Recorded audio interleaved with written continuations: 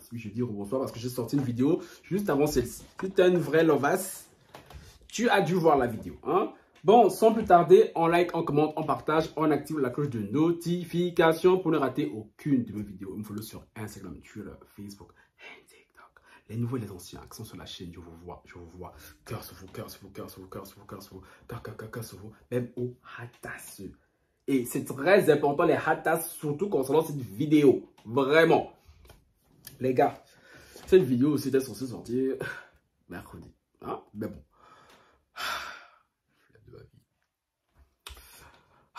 Les gars, là on vient parler de sujet. Là on a domicile. On est vraiment à domicile. Donc vraiment là, c'est un sujet sensible.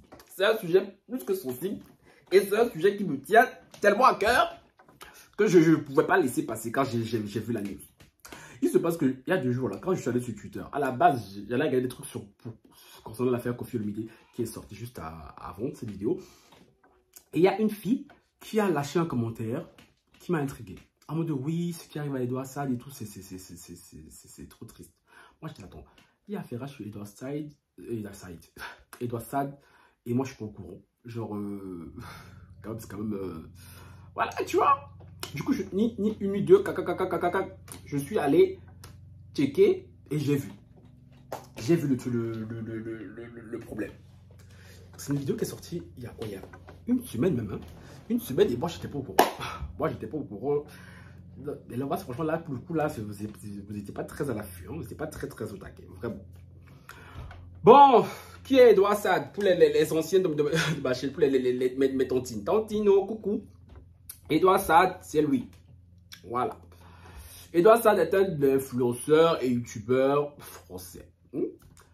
Franchement, moi, je ne le suis pas plus que ça. Même. Je sais c'est qui, parce que voilà, il est assez suivi sur les réseaux. J'ai vu, je crois que j'ai regardé 2 ou 3 vidéos de lui, mais je ne suis pas de manière assidue. Donc, mais je sais c'est qui. Edouard Saad a fait cette vidéo-ci. Je vous la mets, puis après, je reviens.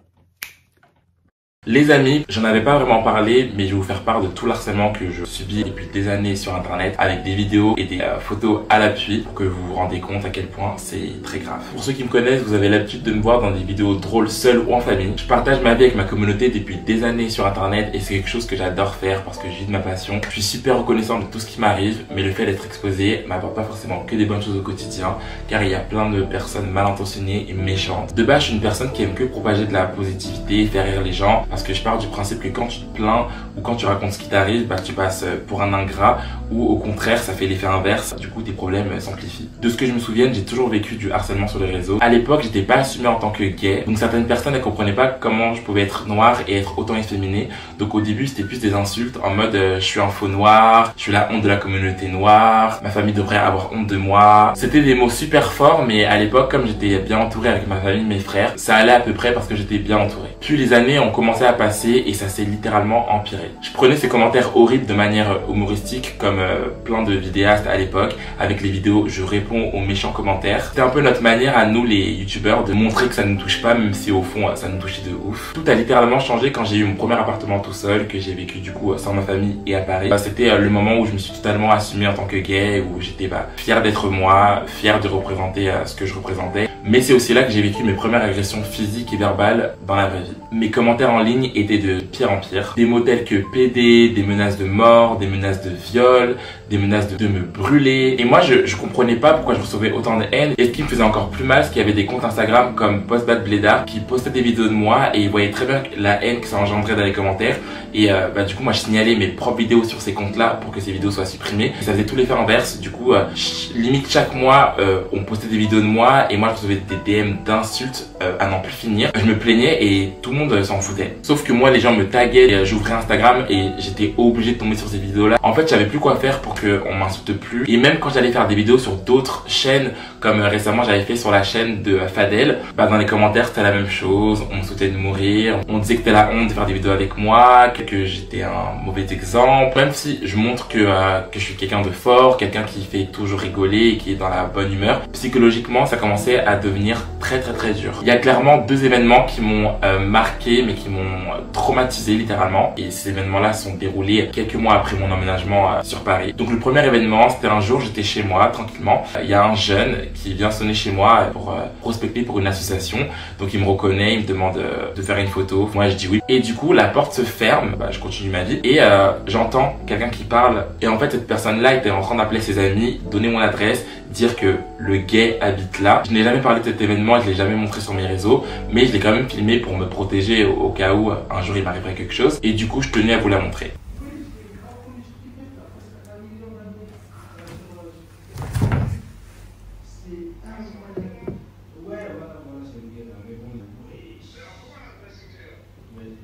C'est à ce moment-là que j'ai commencé à me dire qu'il pouvait tout m'arriver, enfin carrément jusque devant ma porte. Mais l'événement qui m'a fait me rendre compte que j'étais littéralement en danger tout seul, c'est mon agression dans le métro. Enfin l'histoire est très simple, je devais aller chez le coiffeur pour me faire coiffer. Et donc du coup j'ai pris le métro à la station Grand Boulevard. Et du coup il y a un jeune qui m'a reconnu, qui m'a insulté, qui m'a dit tous les mots inimaginables. Il m'a craché dessus et après il a voulu me frapper. J'avais toujours pensé que dans les situations comme ça je me défendrais, mais en fait quand ça m'est arrivé, j'ai pas bougé. J'ai rien fait, c'est comme si ma bouche elle voulait parler, mon corps il voulait défendre, mais tout était bloqué. Je suis rentré chez moi, je me suis douché pendant 3 heures et après cette douche je n'ai plus jamais reparlé de cet événement. C'est comme si mon cerveau avait fait un déni de cet événement et j'ai juste continué ma vie comme si de rien n'était. Mais je me suis rendu compte que mon corps n'était pas passé à autre chose parce que quelques semaines après j'ai commencé à perdre mes cheveux. J'ai commencé à voir un psy, j'ai vu des dermatologues. Après de multiples rendez-vous chez le psy et chez le dermatologue, il s'est avéré que mon corps avait fait un choc émotionnel et que la conclusion de ce choc là, c'est que mes cheveux,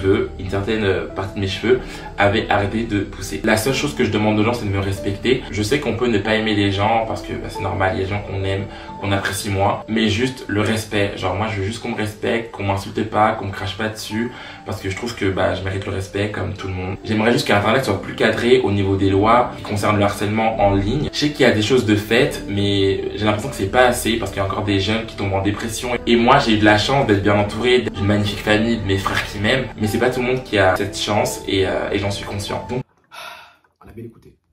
On a bien écouté. Oui, là, on est sur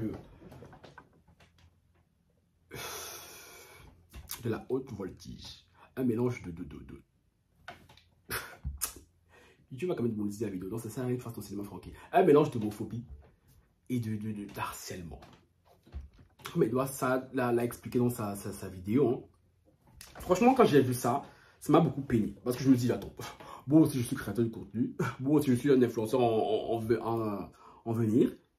Donc ce qu'il vit pourrait totalement m'arriver. Et du coup, je compatis. Et du coup, je compatis fortement. Même si je ne pense pas que ce qu'il vit, je le vivrais à cette échelle. Je m'expliquerai au long de la vidéo. Franchement, Edouard Saad, moi même quand je le regarde parfois sur le net là, son modèle de gay là, non mais vraiment, son modèle de gay, parfois même moi ça me dépasse. Même moi ça me dépasse. Mais, est-ce une raison? Ah oui, les frontières de bouger. Est-ce une raison que l'enfant là subisse un tel harcèlement, un tel acharnement? Non mais, qu'est-ce que j'arrive pas à dire à mes collègues? Tu peux rester là. Le pire, c'est qu'ils ont beaucoup plus d'abonnés que moi. Et c'est moi, j'ai l'impression que je dois apprendre la vie. Parce que oui, on est bien content ici quand on nous dit, oh, tu es beau, oh, tu es ceci, oh, tu es cela. Sauf que le métier que nous on fait ici là, l'envers du décor là, c'est chaud patate. C'est chaud patate. Et vraiment, Edouard Saad m'a fait beaucoup de peine. Il m'a fait beaucoup de peine. Surtout quand il a dit que le gars qui est venu toquer chez lui là pour des prospectus, au final, il a reconnu, il a demandé une photo, et lui l'a appelé pour donner son adresse et tout aux autres. Mais le gars qui a fait ça là, j'aimerais beaucoup qu'on lui demande, il a appelé les autres pour leur donner son adresse. C'était pourquoi? C'était à quel but? Hein? Non mais je sais pas, je voyais comment je suis calme. Parce que heureusement que je vais faire cette vidéo mercredi. Parce que l'état dans lequel j'étais mercredi là, la vidéo là, donc Dieu n'est pas bête. Dieu a bien fait froquer. Là, je suis tellement fatigué que je n'ai même pas la force de m'énerver. Là, je n'ai même pas la force. Mais c'était à quel but? Ah, je sais pas. Mais j'ai vraiment l'impression que les hétéros ne font pas. Enfin, elle a réussi. Attendez, après. J'ai vraiment l'impression que les hétéros homophobes, là, ils savent à qui ils font leur bêtise. Waouh, vraiment. Parce qu'on va pas se mentir. Edouard Saad, comme j'ai dit, son modèle de gay là, une cible facile. Mais quand je dis une cible facile, elle est la cible préférée des homophobes. C'est parce que... Ah, son modèle, là, on connaît son modèle. Parce que je pense, certes, moi aussi, je pourrais clairement attirer de l'homophobie, hein, mais pas à l'échelle d'Edouard Saad. Je ne veux pas rentrer dans les détails, je pense que la différence se voit assez aisément. Donc, Edouard Saad devrait se protéger. Mais en même temps, il ne peut pas aussi se dénaturer. Lui, là, son modèle, là, il ne peut pas dénaturer son modèle. Il est comme ça, il est comme ça. Mais les hétéros, là, les hétéros, parce que je sais, vous allez vous fâcher. Les religieux, parce qu'on en vient toujours là. On en vient toujours à ça. Oui, je sais même qu'ici, là, il y a beaucoup d'homophobes et tout qui me regardent. Mais comme c'est Frankilov qu'on l'apprécie bien, c'est pas grave. Mais quand c'est une autre personne et tout, parce que j'ai entendu tout, oui, Francky, tout, je suis pas très et tout pour les gays, mais comme c'est toi que j'apprécie, tout, c'est gentil, mais voilà. Mais je sais pas, les hétéros, ouais, je suis à comptable, je parle de ça. Les religieux. Oh, je sais. Vous allez nous fatiguer. Lévitique 18, chapitre 22. On sait. Oh, franchement, c'est pour un chapitre de la Bible que tout le monde connaît, même les païens. C'est celui-là. Sauf que je vous rappelle, dans Lévitique, là, il y a beaucoup de choses.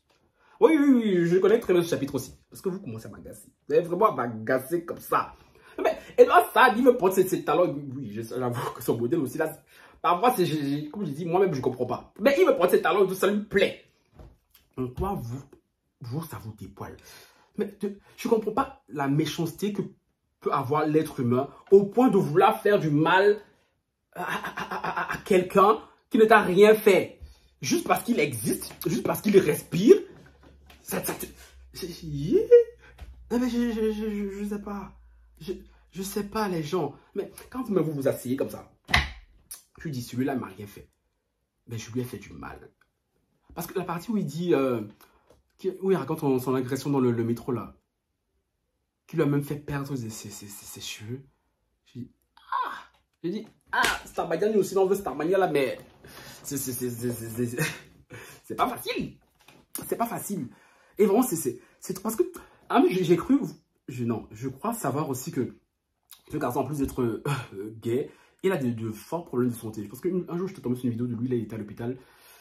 Je crois qu'il ça se voit, mais que c'est un garçon fragile. Il y a du mal, quand tu le vois, mais tu sais que lui, il s'envole. Parce que, je suis désolé, il y a beaucoup d'homophobes qui viendront pas faire ça avec moi. C'est pas pour faire genre, je suis quiconque, mais vraiment, il y a beaucoup là qui n'oseront pas venir dans la rue faire leur cinéma, chérie. Si on ne sait pas cogner. Si on ne sait pas cogner comme ça. Mais il doit s'accorder voir son modèle, je suis désolé. C'est une proie facile. Une proie facile. Fort heureusement encore que ce garçon a une famille très aimante. Mais vraiment, vous imaginez des gays comme Edouard Saad qui sont seuls, sans personne. Vous imaginez un peu? Mais je sais pas. Les gens, on ne vous demande pas d'aimer les gays. Moi, je vous ai dit là, que vous aimez que vous n'aimez pas les gays, ça c'est pas mon dos. Tant que vous n'aimez pas tant que je bouge, qu'est-ce que je m'en fous? Qu'est-ce que je m'en fous? Non mais vraiment, je m'en fous total. Mais malheureusement, il y a mes confrères et tout, c'est pas tous mes confrères qui pensent pareil. Il y a certains qui sont beaucoup plus fragiles face aux attaques. Parce que lui, ça fait des années qu'il est sur le net, lui. Hein. Il est là depuis, il fait partie de tout le temps de la toile aussi, là. Donc, il a dû en subir. Mais franchement, j'ai tenu à faire cette vidéo aussi pour lui apporter mon soutien. Parce que je me dis, non, Francky, ça c'est quelque chose qui pourrait tellement m'arriver. Surtout la partie là, genre, on a pep de son avis.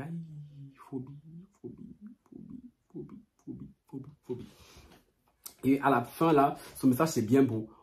Quand il dit que oui, que tout ce qui concerne l'harcèlement et tout, il y a des avancées, mais c'est pas encore suffisant. Parce que malheureusement, malheureusement, on vit dans un monde de chiens. De chiens. Je crois que le harcèlement sur le net, là, c'est loin de se terminer. Hein. Malgré toutes les petites avancées que les différents gouvernements essayent de mettre en place, les gens sont tellement haineux. Les gens sont tellement haineux. En plus, c'est même le malheur encore d'être gay. Aïe, d'être gay, influenceur, connu. Aïe. Aïe, migraine. Ah, migraine. Non, mais Edouard, cette vidéo m'a fait trop de peine. Mais vraiment. Ça, je ne connais pas ce garçon personnellement, je lui ai jamais parlé, mais... Parce que ce que je vois de son modèle, ça c'est le modèle là, vraiment... Il me fait de la peine de base, ce garçon. Hein? Rajoutez encore à ça, là, de l'harcèlement du mérite. Ah, Yako, c'est qui ça? Ah, Enzo, mon chéri. Attendez, du compte. Désolé, c'était mon petit cousin qui voulait m'apporter de l'eau. Moi, j'étais là. C'est qui? Bref, revenons au mouton. Vraiment, les hétéros religieux. Parce que j'ai vu un commentaire sur Twitter. Un garçon. Il fallait qu'on pense à créer le mot hétérophobe.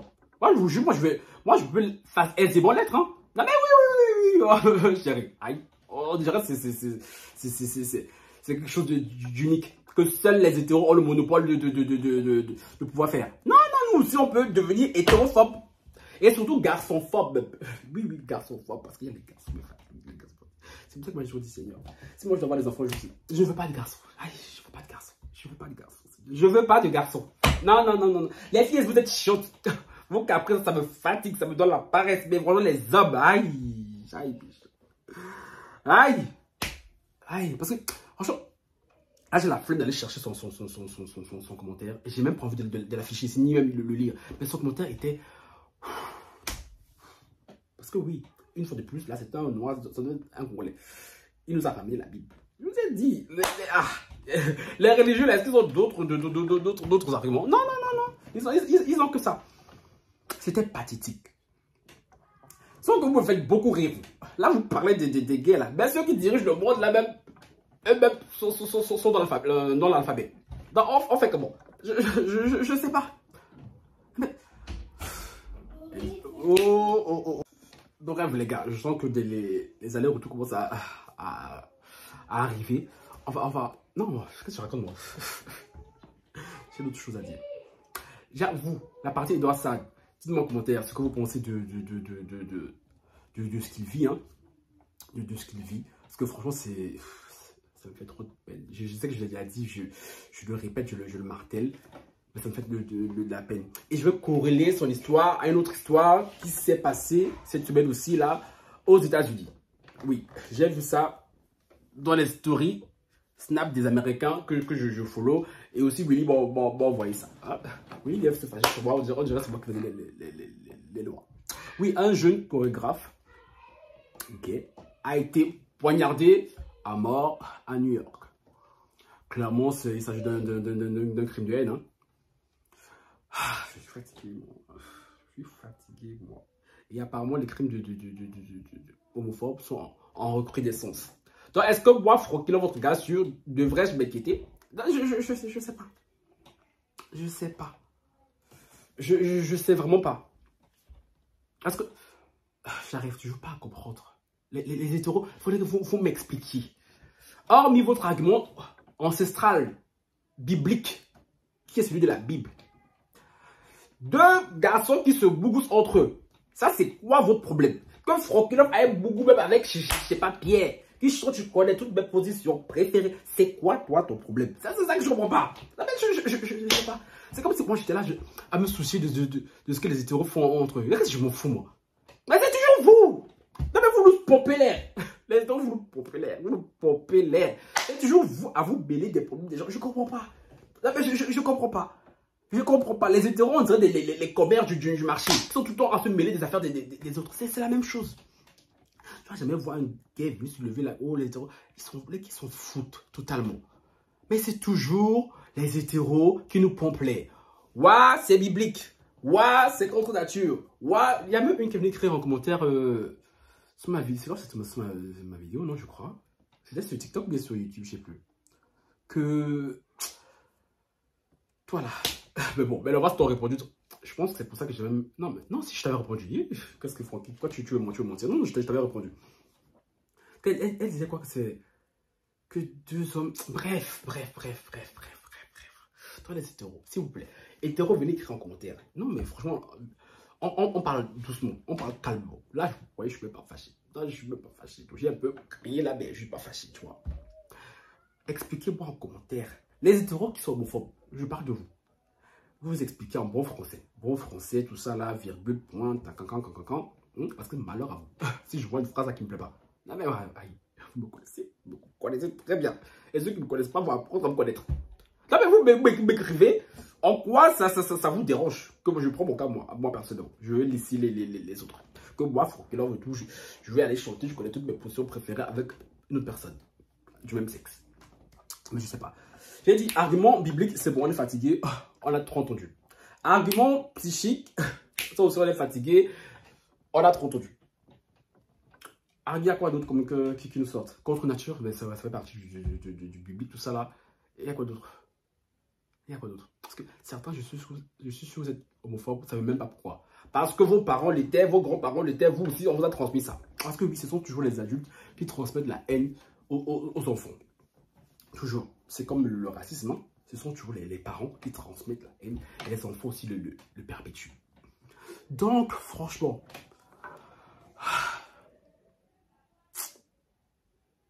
après, les gars, je suis fatigué. Tout ce que je veux dire là, je vais laisser. Là, voilà, je vais laisser, franchement, commenter. Parce que si à parler là, je vais commenter. Et franchement, paix à son âme, à ce danseur, hein, parce que j'imagine quand tu sors, tu es dans la rue, tu vas tranquillement comme ça là, et bam, c'est fini. Et aussi, tout mon soutien à Edouard Sade. Vraiment, Yako, comme dirait un petit Ivoirien, je crois, hein. Yako. Ah, Seigneur, j'ai dit Seigneur, s'il te plaît. Faites que mes hatas, j'ai des hatas qui me fatiguent. D'accord? Elles là, ça va, elles sont gérables. Parce que ce genre de hatas là, pardon, je n'ai pas envie d'aller tous les jours à la police. Je n'ai pas envie tous les jours de me battre, Seigneur. Seigneur, pardon. Il éloigne les hatas comme ça là de moi. Vraiment. Bon, maintenant, on est en train de commencer la cacophonie là. Donc les gars, je vous laisse. Ciao, bye.